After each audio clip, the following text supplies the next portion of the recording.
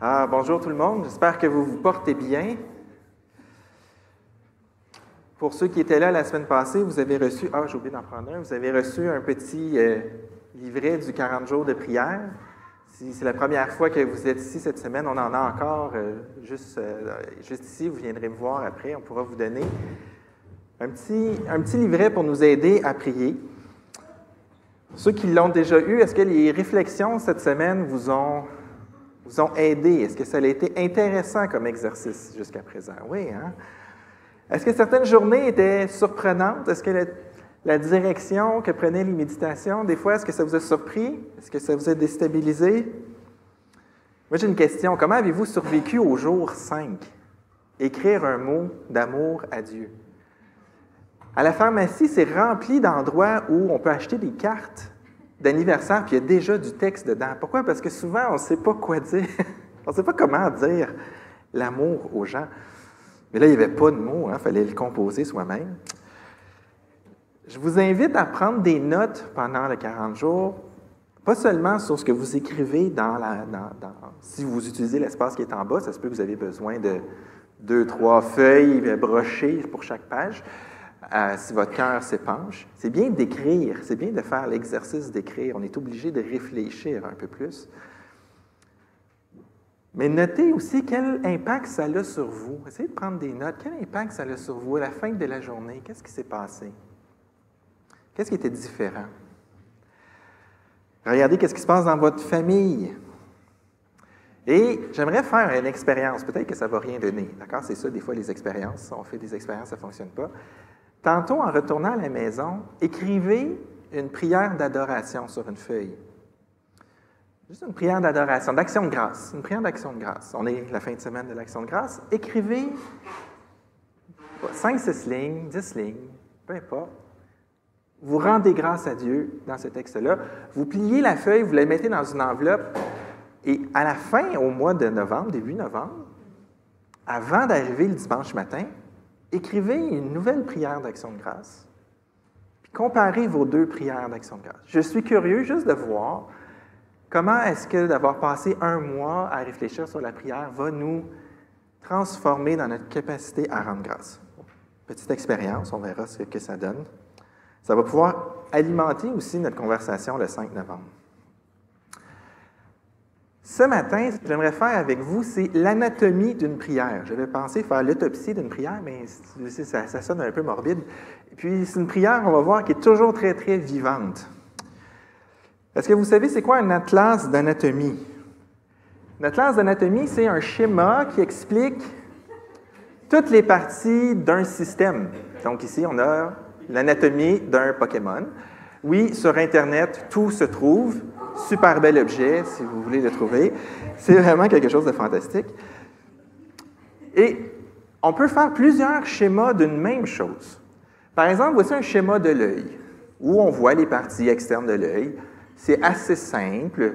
Il y a des mots compliqués comme sclère. Je n'étais pas sûr du dessin.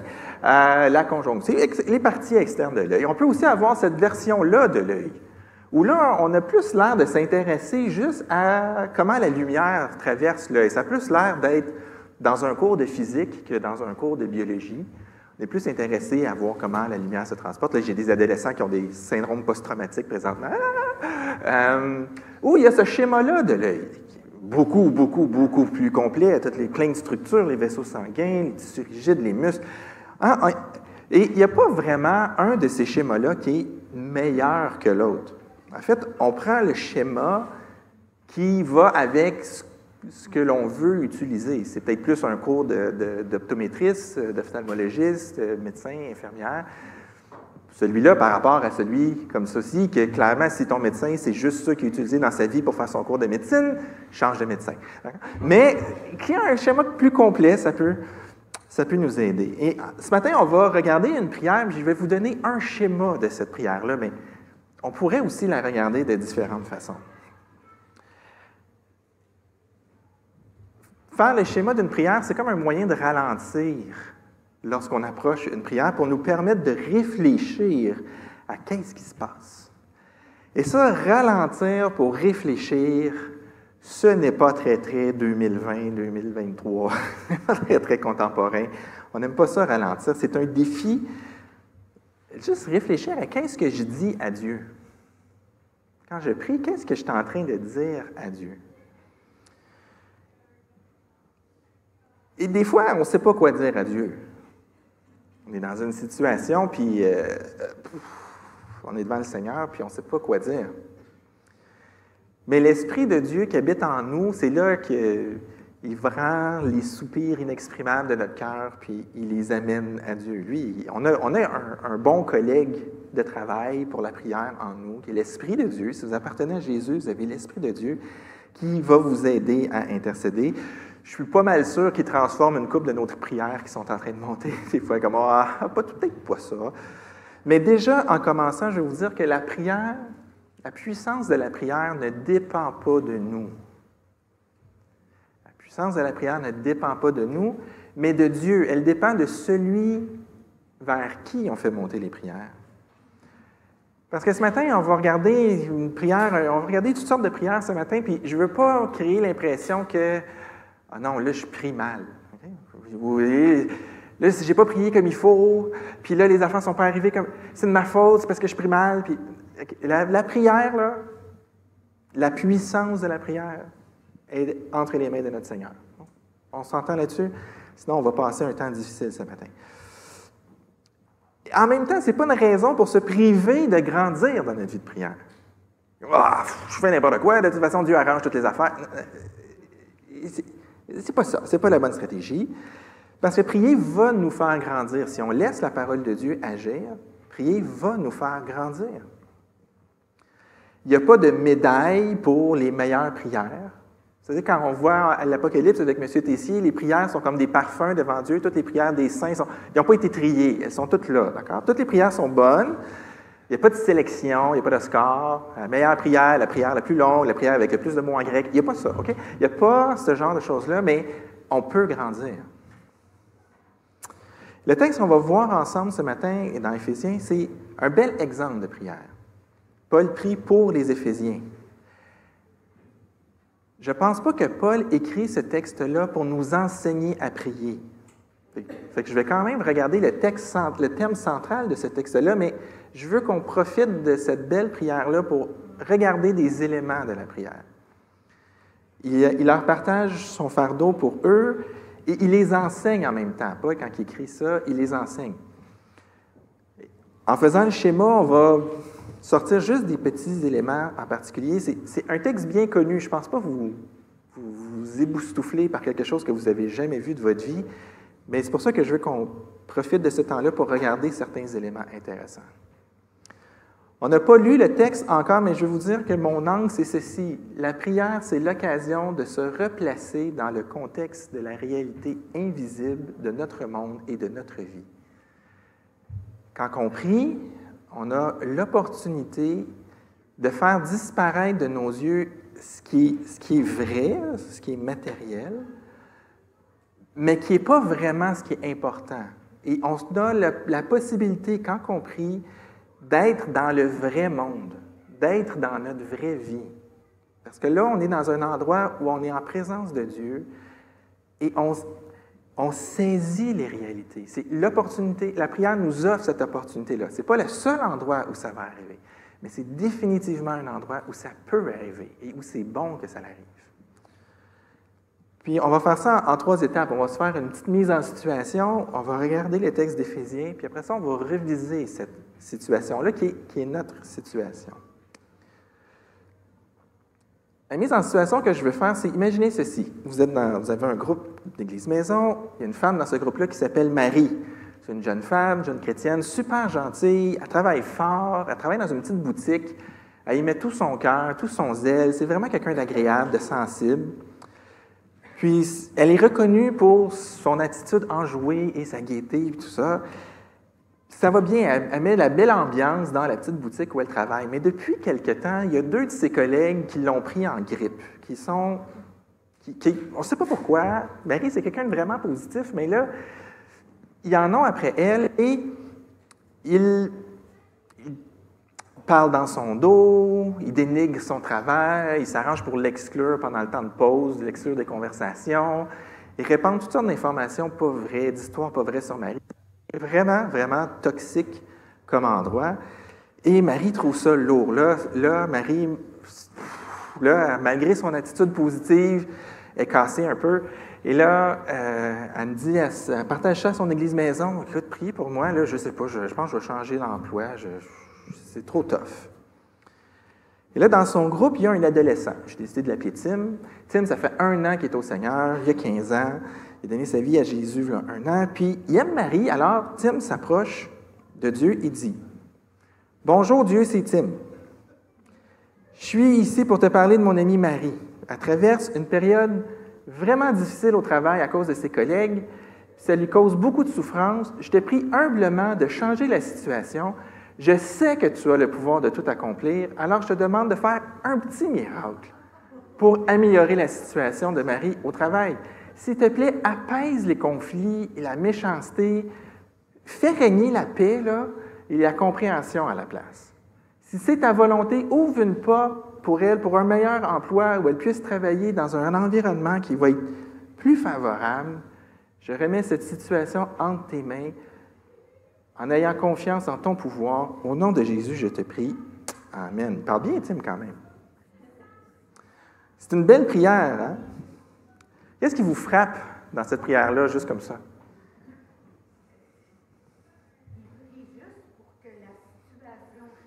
Tim prie pour que la situation change. Hein? Si on fait l'anatomie de sa prière, Tim, il commence par le saluer. Salut, Dieu, c'est Tim, il se présente. Bonjour. On voit que Tim parle quand même avec humilité. Hein? Il dit, je te prie humblement, si c'est ta volonté. Il est conscient de à qui il parle. Il présente les circonstances. Je te présente Marie, je te présente que c'est difficile. Il reconnaît que Dieu est tout-puissant. Il dit, je sais que tu peux tout faire. C'est pour ça qu'il dit un petit miracle. Il sait que Dieu peut tout faire. Fait que changer la situation de Marie, c'est pas grand-chose. Il reconnaît la souveraineté de Dieu. Il va dire, si c'est ta volonté, tu fais ça. Puis, il fait une pétition. Il met devant Dieu qu'il veut que Dieu change les circonstances. Il demande quelque chose à Dieu. Change les circonstances. Puis, il abandonne la situation à Dieu. Il dit, je te remets ça entre tes mains, Seigneur. Tu sais, encore une fois, c'est la souveraineté. Il met ça devant Dieu. Moi, je trouve que c'est une bonne prière. Il y a du bon contenu. Dans le groupe, il y a une dame plus âgée qui s'appelle Rose. Et Rose aussi prie pour Dieu. Rose va dire, « Père, cher Père céleste, je viens devant toi, le cœur lourd. Et j'élève ma chère sœur Marie devant toi. Seigneur, tu connais les épreuves auxquelles elle est confrontée, son lieu de travail, où la méchanceté, la négativité brise son moral et l'affecte beaucoup mentalement. Je te prie, Père, que tu entoures Marie de ta protection divine et de ta sagesse. Accorde-lui la force de répondre à ses défis avec amour et grâce, tout comme tu m'as aimé, tu nous as aimés malgré nos imperfections. Que ta lumière brille encore plus fort au milieu des ténèbres qui l'entourent et que ses collègues voient l'amour de Jésus à travers ses actions, qu'ils reconnaissent Jésus à travers elles. C'est au nom que je te prie. Amen. Il y a une différence. Elle exprime ses propres sentiments, elle vient le cœur lourd, elle reconnaît que Dieu sait tout. Tu sais, je te présente Marie, tu sais ce qui se passe avec Marie. Elle lui présente les circonstances, mais une grosse différence avec Tim, c'est qu'elle amène l'Évangile en plein milieu de sa prière.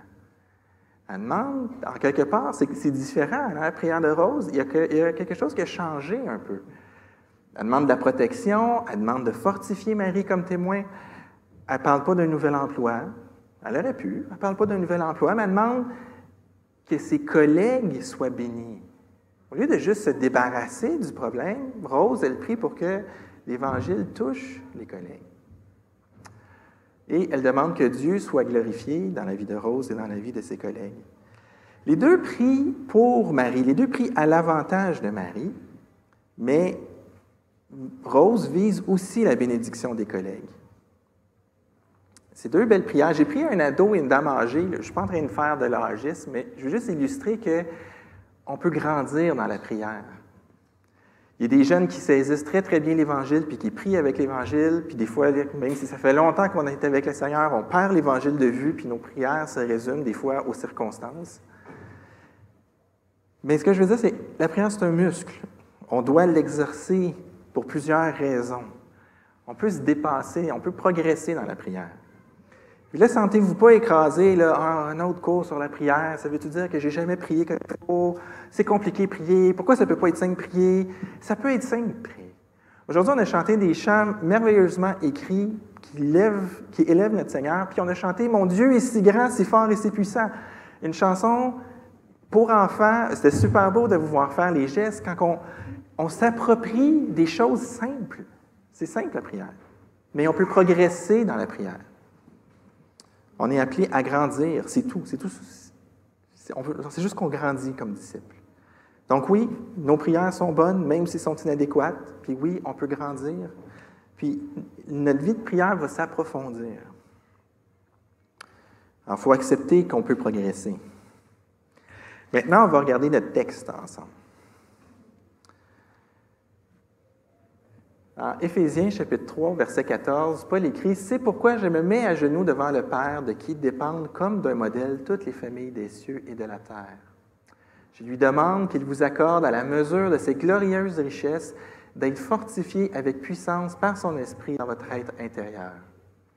Que Christ habite dans votre cœur par la foi, enraciné et solidement fondé dans l'amour, vous serez ainsi à même de comprendre, avec tous ceux qui font partie du peuple saint, combien l'amour de Christ est large, long, élevé et profond. Oui, vous serez à même de connaître cet amour qui surpasse tout ce qu'on peut en connaître, et vous serez ainsi remplis de toute la plénitude de Dieu. À celui qui, par la puissance qui agit en nous, peut réaliser bien au-delà de tout ce que nous demandons ou même pensons, à lui soit la gloire dans l'Église et en Jésus-Christ, pour toutes les générations et pour l'éternité. Amen. Il y a beaucoup, beaucoup de choses dans ce texte-là. On ne va pas tout sortir, d'accord? Je veux que vous ayez des attentes justes. Vraiment beaucoup de choses dans ce texte-là. Paul est en train d'enseigner beaucoup, beaucoup de choses. Mais le texte commence avec « c'est pourquoi ». Paul fait un lien avec ce qu'il dit juste avant, que Dieu lui confie le ministère d'aller devant les non-juifs, lui parler de ce que Dieu a fait pour eux. Puis au verset 11, il dit, vu que les richesses qui sont maintenant disponibles, tout ça, ça s'accomplit avec ce que Dieu a fait de toute éternité. Donc, Paul est en train de dire, vous êtes bénis de Dieu, moi, mon ministère, c'est de vous expliquer comment. Et puis là, on dirait qu'il y a quelque chose, il y a des difficultés dans le ministère de Paul. Et au verset 13, il dit, « Aussi, je vous demande de ne pas perdre courage en pensant aux détresses que je connais. » Donc là, Paul, il est en prison, il est toujours persécuté, puis là, c'est en train de décourager les Éphésiens, les gens de la région. Et là, Paul, il dit, « Découragez-vous pas. Je ne veux pas que vous vous découragiez, parce que ce qui m'arrive, ça va contribuer aussi à vos richesses, ça va contribuer à votre gloire, autrement dit, à ce que les non-juifs reçoivent l'Évangile. » C'est pourquoi. Puis là, Paul, il va avec sa prière à partir du verset 14. Donc, les Éphésiens sont tristes, ils sont inquiets, ils sont proches du découragement, parce que leur héros, Paul, en quelque sorte, traverse des souffrances dans le ministère, un ministère que Dieu lui confie dans sa grâce. Alors, c'est quoi le besoin des Éphésiens? C'est d'être encouragés, c'est d'être délivrés de l'abattement, délivrés de l'inquiétude. Et devant ce besoin-là, Paul fait deux choses. Il prie et il écrit. On n'est pas obligé de juste prier pour aider les gens. Vous savez ça? Quelqu'un qui a besoin d'aide, on peut prier pour lui, c'est excellent, mais on peut aussi aller l'aider. C'est bien de faire les deux. Paul écrit et il prie. Le « c'est pourquoi » du verset 14 a deux fonctions. Il comprend leurs besoins, alors il va prier, mais aussi toutes les choses que Dieu accomplit envers les non-juifs devenus chrétiens lui permettent de faire cette prière-là. Je répète, et Paul dit, vous êtes en train de vous décourager, mais je prie pour vous. Et je peux prier pour vous à cause d'un paquet de choses que je viens de mentionner dans le texte juste avant. Étant donné toutes ces choses-là que Dieu a faites, c'est pourquoi je peux faire cette prière. Donc, c'est pourquoi, ce n'est pas seulement à cause de leurs besoins, mais c'est, étant donné tout ce que Dieu a déjà fait pour vous, voici le genre de choses que je peux demander à Dieu. Juste ces petits mots-là, c'est pourquoi. Étant donné tout ce que Dieu a déjà fait pour vous, voici ce que je peux demander encore à Dieu. C'est vraiment une clé pour comprendre ce passage, pour comprendre la prière. En attirant l'attention des lecteurs sur sa prière, il leur partage son intimité, il leur révèle comment son cœur s'exprime devant Dieu. Et la première chose qui est intéressante à noter, c'est l'humilité. C'est pourquoi je me mets à genoux devant le Père. Vous avez peut-être, c'est pourquoi je fléchis le genou. Les Juifs avaient l'habitude de prier debout. Les Juifs avaient l'habitude de prier devant Dieu, un peu toujours en état d'adoration, tu sais. Seigneur, puis il prie, il se rapproche de lui, il prie. Mais là, ici, Paul, il plie le genou devant Dieu. Ce n'est pas anodin pour Paul de mentionner ce détail-là. Est-ce que Paul fait réellement ça dans le monde physique? Il se met à genoux? Ou est-ce que c'est une expression de son cœur, la posture qu'il prend devant Dieu? C'est une excellente question, mais les deux reviennent au même. Paul s'humilie devant Dieu. Il admet une position de soumission devant Dieu. Il est vulnérable. Et même si Dieu sait tout, même si Dieu veut être près de nous, ça reste que Dieu est quelqu'un de redoutable. C'est quelqu'un de grand. Il est différent, Dieu, du meilleur d'entre nous. Le meilleur chrétien, la meilleure chrétienne qui aura jamais existé sur terre, ça reste qu'elle est à des années-lumière d'être en présence de Dieu. Et là, Paul, qu'est-ce qu'il fait? Je lui demande qu'il vous accorde. Il demande. Oui, on passe beaucoup de temps à dire que prier, ce n'est pas seulement demander, mais prier, c'est aussi demander. Demander à genoux. Qu'est-ce qu'il demande, Paul? Encourage-les, rassure-les, change mes circonstances pour éviter qu'ils soient découragés. Donne-leur l'assurance que tu prends soin de moi. Qu'est-ce qu'il dit? Je demande qu'il vous accorde d'être fortifiés avec puissance par son esprit dans votre être intérieur. Que le Christ habite dans votre cœur par la foi. Ici, c'est la puissance de Dieu qui est invoquée.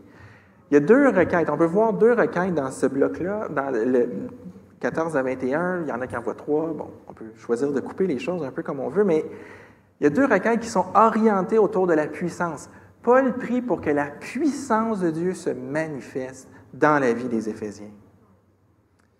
Et c'est comme si la requête est au verset 16, puis dans le fond, Paul, il dit comment que Dieu veut qu'il agisse pour obtenir un résultat. Ce que Paul, il dit, je lui demande que Christ habite dans votre cœur par la foi, puis je lui demande qu'il fasse ça à la mesure de ses richesses, qu'à l'intérieur de votre corps, dans votre être intérieur, vous soyez fortifiés par l'Esprit. Il dicte comment il veut que Dieu agisse. On va revenir à ça. Ici, le mot « habiter », on ne peut pas passer à côté, là. Que Christ habite dans votre cœur. Si vous êtes chrétien, Jésus est venu habiter en vous. Mais ici, habiter, ça, c'est dans le sens faire sa résidence. C'est pas Jésus vient coucher avec son sleeping dans la chambre d'amis. C'est Jésus s'en vient avec une masse, un marteau-piqueur, une césar, il déplace les murs, il arrange la cabane à son goût. Jésus vient faire sa résidence, il vient prendre possession. Ce que Paul demande, c'est que Jésus vraiment puisse prendre possession de l'être intérieur des gens. Il arrache les murs, il change le gypse. Ceux qui font de la rénovation, des fois, on achète une maison, un appart, on regarde la décoration, puis on fait « Ah, OK ». Bon, mais Jésus fait vraiment, vraiment, vraiment un profond ménage. Jésus va transformer l'être intérieur en faisant du gros ménage. Et Christ habite dans votre cœur par la foi. Ici, c'est un gros clin d'œil à l'Épître aux Galates. Ce n'est pas par la loi, ce n'est pas par les sacrifices, Ce n'est pas par les puissances élémentaires du monde, en comprenant comment faire des rituels pour attirer la faveur de Dieu. Non. Christ vient habiter dans nos cœurs par la foi. Et cette idée de comment, elle est importante. Des fois, on a tendance à dire, demande ce que tu veux à Dieu, mais choisis pas sa méthode. Dieu va choisir comment il répond à ta prière. Et c'est vrai, des fois, on est très, très, très restreint dans notre imagination. On a des besoins, puis on sait comment on voudrait que Dieu y réponde. Puis on l'amène dans la prière comme ça, puis je ne pense pas que c'est un problème. Notre problème, c'est que notre capacité, après ça, à voir la bénédiction de Dieu qui répond à notre prière est limitée parce qu'on n'a pas les yeux sur ce qu'on a demandé, on a les yeux sur le moyen qu'on a dit à Dieu qu'on voulait qu'il utilise. Et habituellement, ça, quand ça arrive, c'est parce que ce qu'on demande à Dieu, ce n'est pas notre vrai besoin. On veut autre chose qui va venir dans le moyen qu'on propose. Mais Paul, ici, il fait reposer sa demande sur l'action de Dieu elle-même.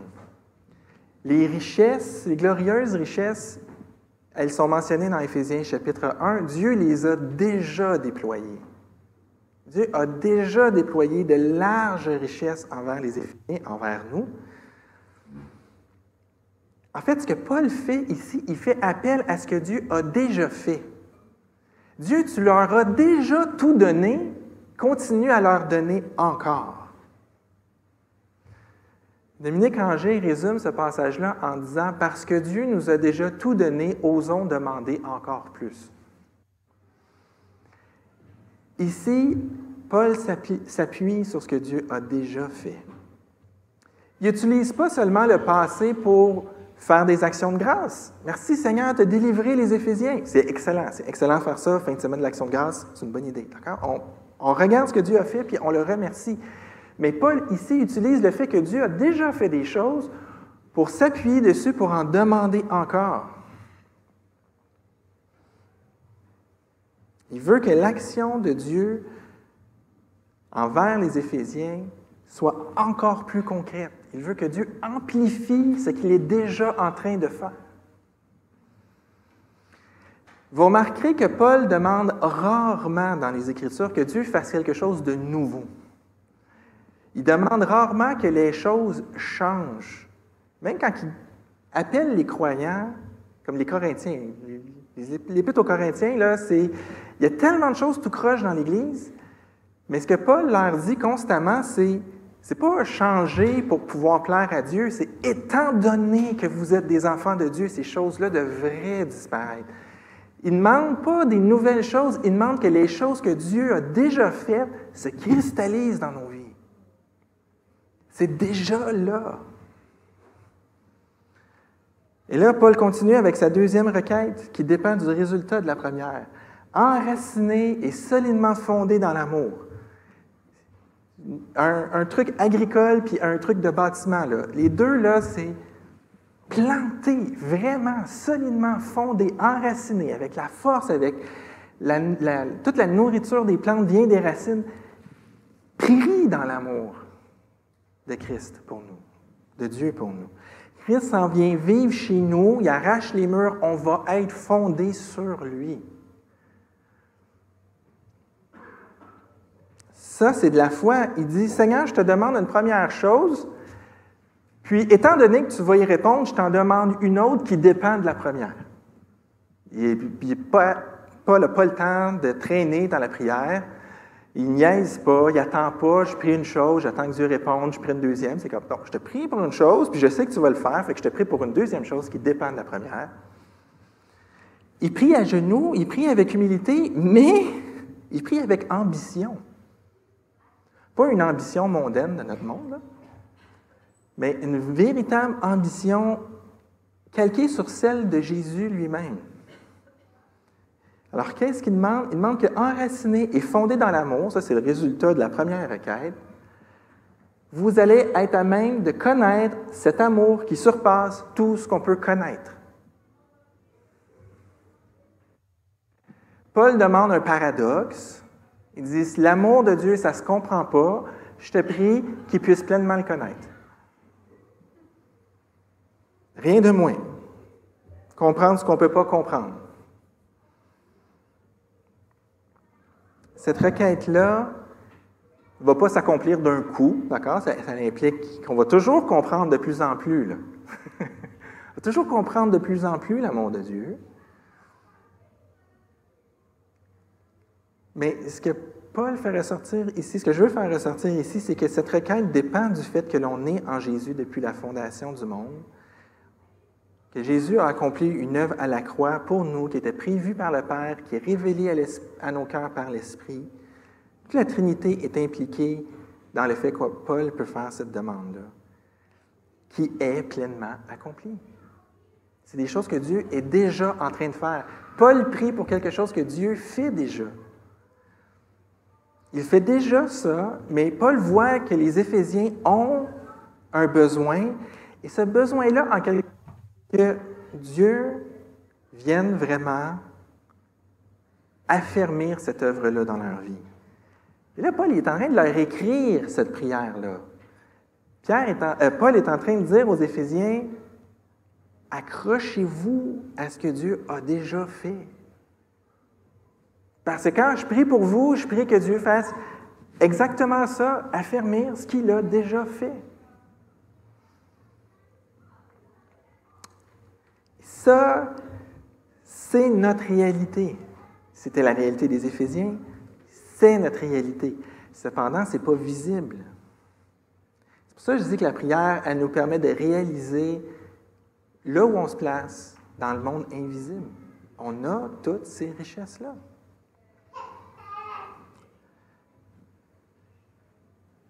On va revenir sur notre situation, mais avant, Paul aurait pu prier pour les Éphésiens comme ceci. Il aurait pu dire, « Père de notre Seigneur Jésus », parce que quand même Paul est spirituel et théologiquement avancé, « Père de notre Seigneur Jésus, encourage les Éphésiens qu'ils regardent à toi et voient que leur sécurité ne dépend pas de ma présence sur terre, mais du fait que tu les aimes. » Et ça aurait été correct. Ça l'englobe pratiquement le même contenu que toute sa prière. Et Dieu aurait compris. Dieu comprend toujours tout de toute façon. Mais Paul va plus loin. Quand il prie, il convoque vraiment ce que Dieu fait. J'imagine que si Paul était très, très, très pressé, il aurait fait la prière que je viens de dire. Mais Paul prend du temps à exposer à Dieu, et il remet devant ses yeux, il remet devant les yeux des Éphésiens les réalités. C'est pour ça que je dis que la prière est cette occasion de se replacer dans notre contexte de la réalité invisible, de notre monde, de notre vie. Le vrai monde, c'est le monde selon Dieu. Ce n'est pas le monde selon nos yeux. Et concrètement, là, c'est une des raisons pourquoi prier, ça prend du temps. Parce que durant notre temps de prière, quand on marine dans la prière, quand on prend le temps, quand on réussit à créer cet espace où on peut juste être en présence de Dieu, Dieu sanctifie nos idées. Et quand on prie, si on est à l'écoute de Dieu, on va voir ce genre de transformation apparaître dans ce qu'on demande. On avait un ami, il est allé tout un été dans un camp chrétien. Il y avait une soirée, c'était... dans tous les soirs, il y avait des temps de chapelle. Le temps de chapelle durait 2 heures. Et un soir, c'est sur la prière. Et le prédicateur arrive et dit, il y a un passage, priez sans cesse. Il vous reste 1h58 minutes. Priez. C'est des adolescents, là. Ados, jeunes adultes. Puis, ce que cet ami-là me disait, c'est que, après 15 minutes, il a prié pour toutes les choses qu'il pensait pouvoir prier.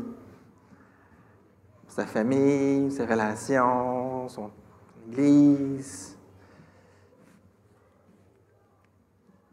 les missionnaires, à qui il pourrait partager l'Évangile. Ça fait 20 minutes. Et il dit là, après 20 minutes en silence devant le Seigneur, à ne pas savoir à quoi demander dans la prière, puis à commencer à prier pour avoir des idées pourquoi prier. Oh, des péchés qui remontent. Ah, des places de sa vie où il ne prend pas de conviction, de décision ferme pour Dieu. Ah, ça va être quoi ma vie avec toi plus tard, Seigneur? Oh, et là, quand le monsieur est revenu pour nous dire que c'était fini de prier, le temps de prier de la chapelle, personne n'avait quitté la salle. On a tous été interrompus.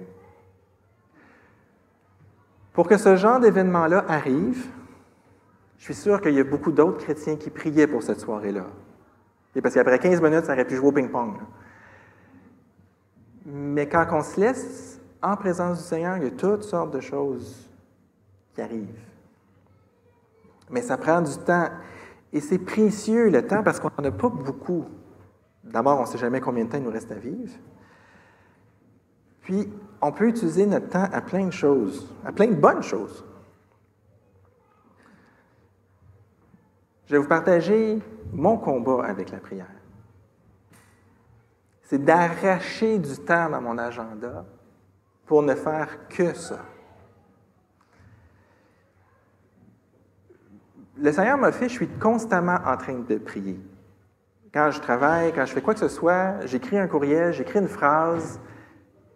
Seigneur, c'est tout ça qu'on veut dire. C'est ça que tu veux que...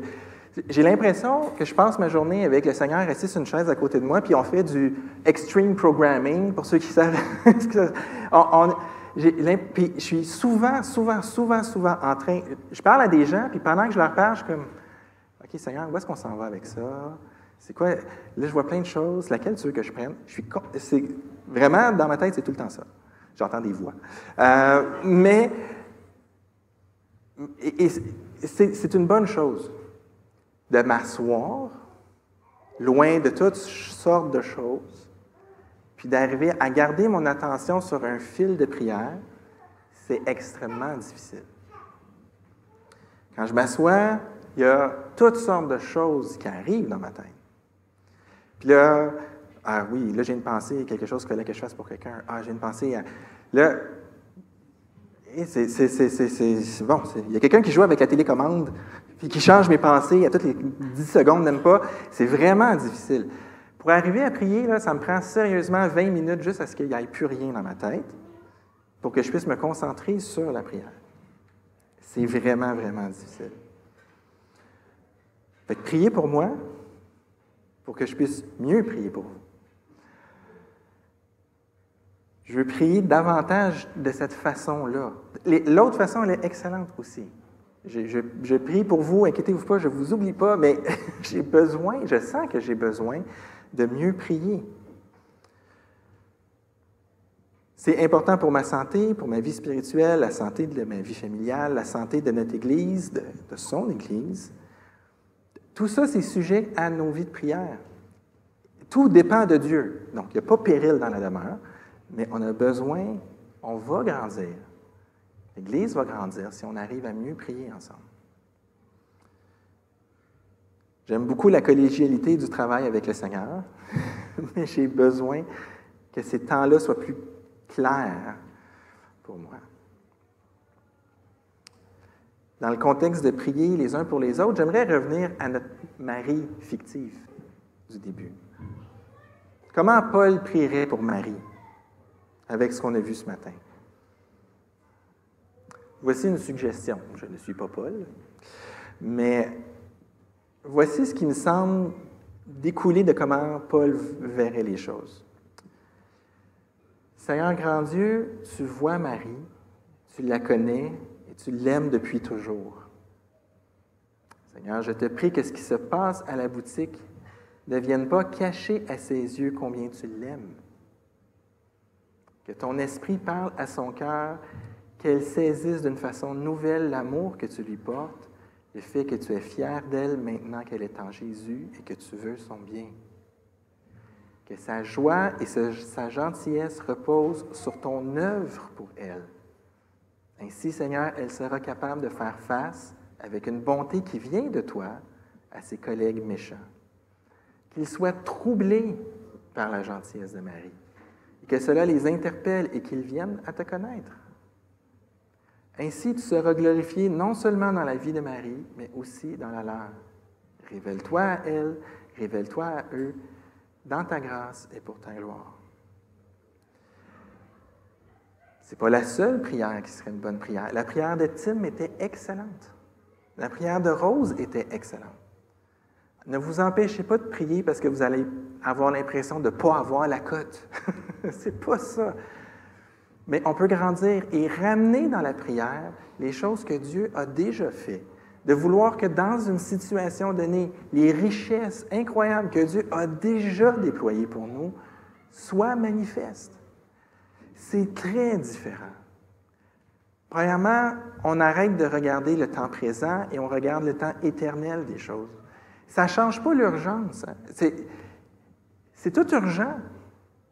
C'est urgent que Marie comprenne que ce n'est pas sa situation au travail qui devrait affecter sa joie. C'est urgent que Marie comprenne que ce n'est pas parce qu'elle est gentille et qu'elle est joyeuse qu'elle va pouvoir faire face à toutes les circonstances, mais parce que le fruit de l'esprit est en elle et va faire déborder la bonté et va faire déborder la joie. Il faut que sa capacité à être une représentante de Jésus ne vienne pas de sa personnalité naturelle. Il faut que ça vienne de l'esprit. C'est ma prière pour vous et moi que l'on puisse saisir de mieux en mieux la vraie place que l'on a dans notre monde, nous qui sommes enfants de Dieu. On est les enfants bien-aimés de Dieu, pas parce qu'on le mérite, mais parce que Jésus a tout fait pour qu'on soit réconcilié avec Dieu. C'est quelque chose que Jésus a fait déjà pour nous. Cet amour que Dieu nous témoigne, cette place de choix, tout le monde peut l'avoir. Tu peux l'avoir si tu places ta confiance en Jésus, que c'est ce que lui a fait qui te rend accessible à Dieu, qui te rend Dieu accessible. Et Jésus vient alors habiter en toi, il vient défoncer les murs et il vient faire sa résidence. Il te renouvelle dans ton être intérieur. L'être extérieur s'en va sur le camp, là. Okay? Mais à l'intérieur, on est construit. Et rien de moins que la plénitude de Dieu peut habiter en toi. Comment est-ce possible avec tout l'orgueil qui est en nous, avec toutes nos fautes et nos infidélités qu'on a commises, qu'on commet encore? C'est possible à cause des richesses infinies de Dieu qu'il déploie depuis toute éternité, qu'il a accompli à la croix en Jésus. On a juste à venir et à croire.